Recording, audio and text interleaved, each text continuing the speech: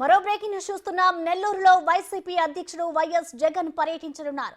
Central జైల్లో ఉన్న మాచర్ల మాజీ ఎమ్మెల్యే పిన్నెల్లి రామకృష్ణారెడ్డిని పరామర్శించనున్నారు.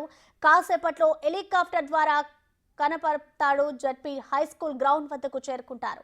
అక్కడి నుంచి రోడ్డు మార్గంలో జిల్లా సెంట్రల్ జైలుకి వెళ్లనున్నారు జగన్. జైల్లో ఉన్న పిన్నెల్లిని పరామర్శించిన అనంతరం 1 గంటకి తాడేపల్లికి తిరిగి పయనం కానున్నారు.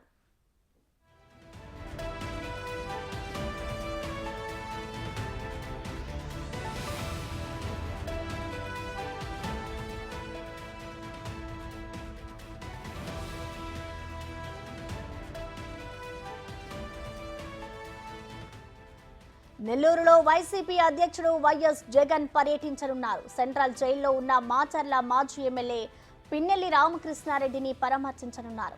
కాసేపట్లో హెలికాప్టర్ ద్వారా కనపర్తిపాడు జడ్పీ హైస్కూల్ గ్రౌండ్ వద్దకు చేరుకుంటారు జగన్. అక్కడి నుంచి రోడ్డు మార్గంలో జిల్లా సెంట్రల్ జైలుకి వెళ్లనున్నారు.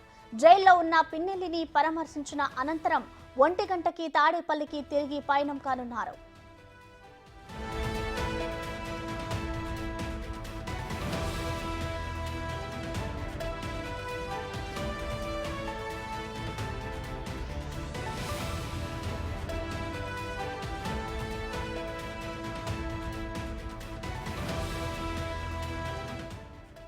దీనికి సంబంధించిన మరింత సమాచారం మా ప్రతినిధి సురేంద్ర అందిస్తారు. సురేంద్ర, చెప్పండి, వైసీపీ అధ్యక్షుడు జగన్ నెల్లూరు పర్యటనకు సంబంధించిన డీటెయిల్స్ ఎలా ఉన్నాయి?